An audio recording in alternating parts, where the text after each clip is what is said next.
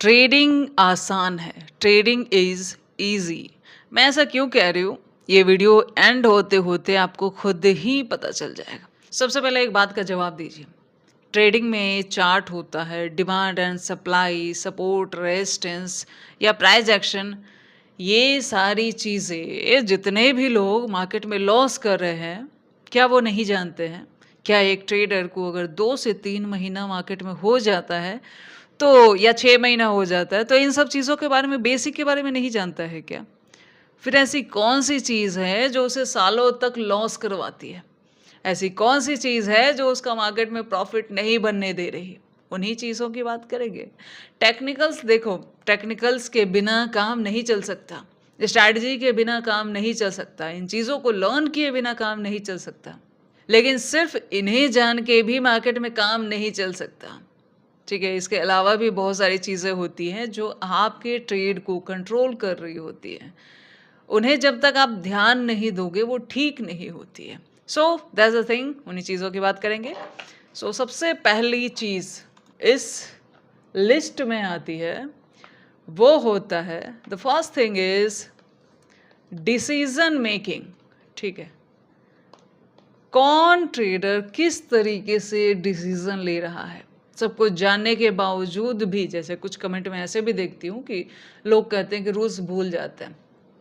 सो ये जो live market में हम डिसीजंस लेते हैं, दैट इज़ मोर इम्पॉर्टेंट। इसको थोड़ा सा मैं चार्ट पे समझाती हूँ। चलिए, यहाँ पे अगर आप देखोगे तो सेलिंग आई, ठीक है। ये एक डिमांड जोन था, छोटा ही सही, बट ये एक डिमांड जोन है। यहाँ से मार्केट उठती है और खुद को यहाँ तक उठा के लेके जाती है, विच इज़ ओके। अब इस पूरे मूव में क्या हुआ है? किसी ने इस कैंडल पे, किसी ने इस कैंडल पे, किसी ने यहाँ, किसी ने यहाँ एंट्री ली होगी। अलग अलग ट्रेडर अलग अलग तरीके से एंट्री लेते हैं। एंट्री ली होगी, पक्का ली होगी, ठीक है। अब यहाँ लिए, इस जोन में जो लिया वो तो मान सकते हैं, लेकिन इस जोन में जो एंट्री की गई है, क्या इन कैंडल्स पे जो एंट्री की गई है वो वैलिड एंट्री है? ठीक है, आप खुद से सवाल पूछो पहले। क्या आप इस कैंडल पे कभी एंट्री लेके इस लॉस में अपना पैसा नहीं गवाए हो क्या? ठीक है, पहली चीज़। दूसरी चीज़ समझिए, जब मार्केट इतना मूव कर देती है तो एक ट्रेडर आ जाता है रिग्रेट में। अब इस जोन में यहाँ पे जो भी लोग ट्रेड कर रहे हैं वो रिग्रेट को ट्रेड कर रहे हैं कि एक मूव हुआ और मुझसे छूट गया। उनके पास ना कोई स्ट्रैटेजी है, क्योंकि यहाँ कौन सी स्ट्रैटेजी काम कर रही है, ठीक है। और उन पे ग्रीड हावी हो चुका है बहुत बढ़िया से, ठीक है। और एग्जैक्टली जो रूल्स होते हैं वो उसको भूल के ये इमोशनल डिसीजन इस जगह पे लिया जाता है। और मार्केट भी बिल्कुल भी पीछे नहीं है आपका इमोशन बढ़ाने में। कैसे? इस जगह पे ये एक रेजिस्टेंस है, ठीक है। अब इस रेजिस्टेंस को एक काफ़ी, देख रहे हो ये जो ग्रीन कैंडल है काफ़ी स्ट्रॉन्ग कैंडल है, ये कैंडल ब्रेकआउट करती है, ठीक है। अब सामने वाला ये भूल जाता है कि इस जगह पे इतना मूव ऑलरेडी हो चुका। अब एक बात बताओ, मान लिया आप इस जोन में कहीं पे अगर एंट्री लिए हो, आप प्रॉफिट बुकिंग नहीं करोगे, मतलब प्रॉफिट बुकिंग तो होगी ना, इस जोन में लिए हो, पैसा दिख रहा है, बुक करोगे ना, वैसे ही सारे करते हैं। लेकिन आप ये बातें सोच नहीं रहे, ठीक है। कैंडल ऐसे थोड़ी चल रही है, कोई पैसा लगा रहा है उसका बढ़ रहा है, जाहिर सी बात है। दूसरी चीज़, सिर्फ कैंडल किसी भी ब्रेकआउट का कंफर्मेशन नहीं होती है कि सामने वाली चीज़ ब्रेकआउट हो गई है और हमें एंट्री लेनी चाहिए। उसके लिए अगर आप प्राइस को इम्पोर्टेंस दें तो आपके लिए वो काम कर सकता है, ठीक है। ऐसे जोन में अगर एंट्री लेनी हो तो उसके लिए बेस्ट क्या होगा कि थोड़ा सा प्राइस बने, इधर कोई ग्रीन कैंडल बने, तो हम उसके बेस पे एंट्री लेके अपना एसएल रख के अप्लाई कर सकते हैं। एक तो ये हो गई, लेकिन ये दिमाग में आता कहाँ है? दिमाग में क्या चल रहा होता है कि ये मूव हो गया, पहली चीज़। सो देखा जाए तो यहाँ पे हम सबसे बेसिक चीज़ अवॉइड करते हैं प्राइस एक्शन का, कि मार्केट एक मूव करने के बाद एक रिजेक्शन लेती है, एक रिट्रेसमेंट लेती है, देन अगेन मूव करती है। This one is the basic of price action, जिसे हम यहाँ इग्नोर करते हैं कि मार्केट में भले मूव आया है लेकिन एक रिजेक्शन होगा, देन इट्स मूव। अब रिजेक्शन कैसे पहचानते हैं वो भी बात करेंगे। सो एक रिजेक्शन के बाद मूव होगा, क्या हम ये सोचते हैं? नहीं सोचते हैं, पहली चीज़। दूसरी चीज़, अगर किसी रेजिस्टेंस का स्ट्रॉन्ग कैंडल से ब्रेकआउट हुआ है तो ज़्यादातर टाइम पे ये एसएल हंटिंग का काम करता है। ये चीज़ अगर आपने प्रीवियस मार्केट में देखा होगा, पैसे को छोड़ के अगर चार्ट्स पे फोकस किया होगा तो आपको समझ में आ जाएगा कि ये मार्केट करती है, मैक्स टू मैक्स टाइम पे करती है। उसके बाद मान लिया फिर भी अगर किसी ने इस जोन में एंट्री कर लिया, तो क्या ये जो ग्रीन वाला कैंडल है, इसका बेस जब मार्केट तोड़ रहा हो तो क्या आपको नहीं निकलना चाहिए या अपना एसएल यहाँ तक लाना चाहिए? ठीक है। सो बहुत सारी चीज़ें होती हैं, यहाँ से यहाँ वाला ऐसा समझो कि 2 हुआ तो यहाँ से यहाँ वाला 4 हो जाएगा, ये भी समझिए, ठीक है। उसके बाद एक चीज़ और हमने सीखी है कि मार्केट में जब हम ट्रेड ले रहे होते हैं तो हम क्या प्लान करते हैं? छोटा एसएल बड़ा टारगेट, यही प्लान करते हैं ना। तो इस जोन में अगर कोई ट्रेड ले रहा हो तो उसका टारगेट कितना है और एसएल कितना बड़ा है? क्या इतना बड़ा एसएल कहीं भी अगर बन रहा हो तो उस जगह पे ट्रेड लेना चाहिए क्या? हम सिर्फ टारगेट देख रहे होते हैं, एसएल के बारे में कौन देखेगा? एसएल ही तो कैपिटल को बचाता है ना। सो इतना बड़ा एसएल कहीं से वैलिड है? ये सब सवाल अगर ट्रेड लेते वक्त आप खुद से पूछ लेते हो तो आप मैक्स टू मैक्स टाइम पे गलत ट्रेड में एंट्री से बच जाते हो, ठीक है। सो बहुत सारी चीज़ें देखा जाए तो कंबाइंड करके होती है। अब ये ही जोन कैसे है जहाँ से मार्केट ऊपर गया हो, कैसे पहचानेंगे? भाई देखो, मैंने सिंपली एक ही टूल यहाँ पे ज़्यादातर यूज़ करना पसंद करती हूँ, which is called Fibonacci retracement.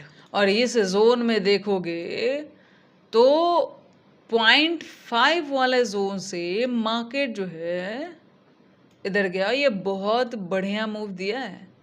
It's a great scalping, जिसमें छोटा सा एसएल रख के हम एक टारगेट एक्सपेक्ट कर सकते हैं, कम से कम इस रेजिस्टेंस तक।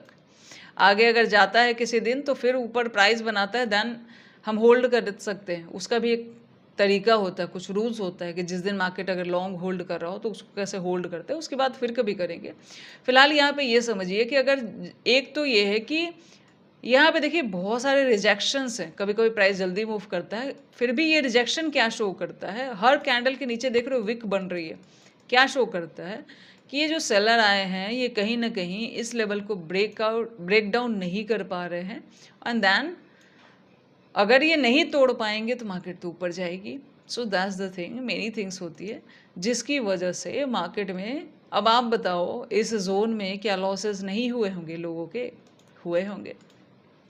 दूसरा एक चीज़ और हम अवॉइड करते हैं कि अगर देखो, अगर किसी रेजिस्टेंस के पास मार्केट आ गया तो ये सारा ये चारों कैंडल कहीं से भी एंट्री के लिए नहीं है, सिर्फ ग्रीड बढ़ाया गया है। Because max to max time पे आप ऊपर भी नहीं जाएगा, यहीं से गिर जाएगा, तब क्या करोगे? सो ये छोटी छोटी चीज़ें होती हैं जिसकी वजह से हम लॉसेस कर रहे होते हैं। और ऐसा नहीं है कि सिर्फ बाइंग में होती है, सेलिंग में भी होती है। यहाँ पे देखो सिमिलर चीज़ आपको लगेगा अलग है, सेम थॉट से सेलिंग में हिट किया गया है ट्रेडर को।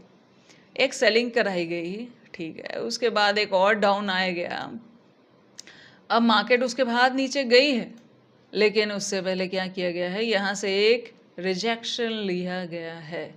अब इस रिजेक्शन में जो लोग इधर पुट लिए, जो ये देखे कि इस कैंडल का ब्रेक डाउन हो गया, फर्स्ट कैंडल टूट चुकी है, ठीक है, विच इज़ ओके, टूट चुकी है, लेकिन ये लोग जो आए, ये लोग प्रॉफिट बुकिंग तो किए नहीं अभी, चलो। और इस जोन में लोगों ने एंट्री ले ली, ओके, क्योंकि ये बहुत अच्छा कैंडल बना था जो टूट गया, ओके। लेकिन ये कैंडल जानते हो गैप डाउन में बना है, पहले देखो गैप डाउन में ना ये बुलिश कैंडल इतना इंपॉर्टेंस रखती नहीं है, क्योंकि ये बाइंग का साइन नहीं होती। चलो, अब उसके बाद क्या है, इसका बेस टूट गया, ओके। अब उसके बाद मार्केट डाउन आई। अब इस जोन में जिसने भी एंट्री लिया और एसएल दिया, तो यही लगता है ना कि हमारा एसएल लेके मार्केट डाउन गई, लेकिन आपने क्या यहाँ पे कुछ चीज़ें सोची कि आप यहाँ पे क्या सोच के एंट्री ले रहे हो? ठीक है, कैंडल का बेस ब्रेक डाउन हुआ, ओके, मान लिया, इसकी वजह से एंट्री ले रहे हो, तो इस कैंडल पे वापस घूम के आती है, तुरंत निकल जाओ, ठीक है। यहाँ अगर थोड़ा बहुत दिखा के घूमती है, निकल जाओ, री एंट्री प्लान कर सकते हो, ये भी एक तरीका हो सकता है। दूसरा तरीका क्या हो सकता है? भागती हुई कैंडल, जब यहाँ पे देखो, ये विक कितना अच्छा बना है, जो साइन होता है कि बायर एंट्री हुआ है, ठीक है, मतलब आपने जो ये ट्रेड लिए हैं, अब ये कैंडल सिंपल कहती है कि इसका जब ब्रेकआउट हो तो हट जाओ। ठीक है, हैमर जो बनाया है यहाँ पे छोटा सा 5 मिनट में, इसका ब्रेकआउट पे भी हट सकते हो। ओके, सो मल्टीपल चीज़ें यहाँ पे हो रही थी, और इस समय सबसे बड़ी कमी मुझे क्या दिख रही है कि एक रिजेक्शन पेंडिंग है। डाउन मार्केट इस तरीके से चलती है ना, सो ऐसा कुछ दिख नहीं रहा है एग्जैक्टली। ठीक है, अब मैं आपको सिंपली बताती हूँ ये एंट्री जोन ऐसे में कैसे ढूंढते हैं। आप सिंपली यहाँ से यहाँ, अगर देखो कुछ लोग कहेंगे यहाँ से यहाँ पे खींचो, ये वाली जगह, यहाँ 0.5 तक रिजेक्शन मिला, नहीं मिला, मिल जाए तो ज़्यादा अच्छा है। कभी कभी मार्केट ऐसा करती है कि 0.2 से गिरती है, पर वो कभी कभी होता है। मोस्ट ऑफ द टाइम 0.5 तक का रिजेक्शन बेस्ट रिजेक्शन होता है, और ये एंट्री जोन होता है। सो एंट्री जोन तक मार्केट पहुँची ही नहीं। अब इसको जहाँ तक ये गिरा था वहाँ तक मैं खींचूँ तो आपको परफेक्ट एंट्री मिलेगी, लेकिन यहाँ वेट करने के लिए पेशेंस की ज़रूरत थी। कितने लोग वेट करते हैं? ठीक है, सो यहाँ पे इसके आसपास, मतलब ये जो 0.6 है ना, इसके ऊपर आप एसएल रखो, बहुत बढ़िया होता है, बिकॉज 0.6 तक कभी कभी मार्केट चली जाती है, और उसके अगेंस्ट में आपको टारगेट डबल मिल रहा है। आप अगर यहाँ पे, मतलब ये जो एसएल पॉइंट है यहाँ पे, उसके अगेंस्ट में टारगेट यहाँ तक मिलता है। सो दैट्स द थिंग कि एग्जैक्टली मार्केट अगर देखोगे तो आप अगर एक चीज़ सोचो, अगर आप अगर एक सवाल खुद से पूछ लो कि यहाँ एसएल सही नहीं बैठ रहा, तो आप मैक्स टू मैक्स टाइम पे एंट्री से रुक जाओगे। जहाँ एसएल बड़ा बन रहा है आप मत लो ट्रेड, छूटता है छूट जाने दो। मार्केट आज नहीं तो कल आती है, और वैसे भी रोज़ कौन कमा सकता है, ये भी तो सच्चाई है ना। पहली चीज़ हो गई डिसीजन, कि कौन किस तरीके से एक ही चार्ट में डिसाइड कर रहा है। चढ़ते हुए मार्केट में जो लेगा वो लॉस करेगा, रिजेक्शन के बाद जो लेगा वो प्रॉफिट करेगा। एक ही मार्केट है, दो ट्रेडर अलग अलग तरीके से डिसीजन ले रहे हैं, दैट इज़ मोर इम्पॉर्टेंट।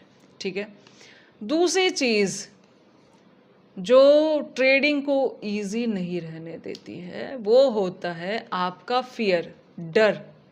वैसे तो डर के बहुत सारे तरीके होते हैं, लेकिन सिर्फ अगर मेन पॉइंट की बात की जाए तो डर जुड़ा होता है पैसे से, और दूसरी चीज़ जुड़ा होता है नॉलेज से। ठीक है, मनी और नॉलेज मेन इंपॉर्टेंट होता है। पैसा कैसे? पैसे गंवाने का हमें डर होता है, यार हमारा पैसा चला ना जाए। ठीक है, नॉलेज यानी कोई स्ट्रैटेजी है, कोई पैटर्न है मार्केट का, आपको कम एक्सपीरियंस है तो आपको डर रहता है उसमें। ठीक है, सो इसको कैसे सिंपली ठीक किया जा सकता है? पैसे को कम कर दो, पैसे को जितना कम रखोगे डर उतना कम रहेगा।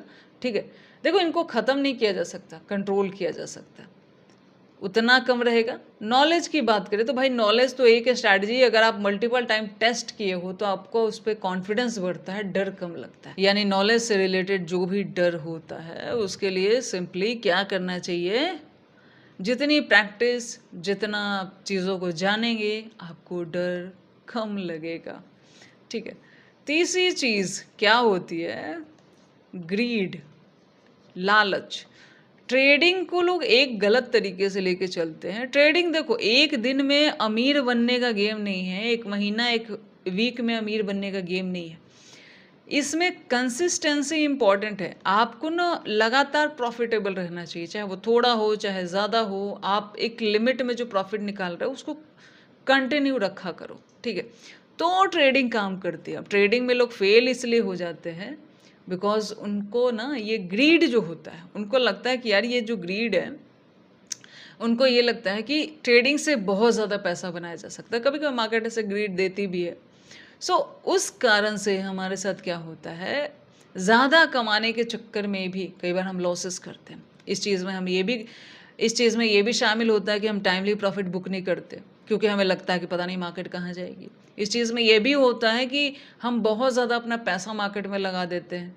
ठीक है, जल्दी अमीर बनने के चक्कर में, जिसके चक्कर में हम ज़्यादा लॉसेस करते हैं। चौथी चीज़ होती है market psychology plus chart reading.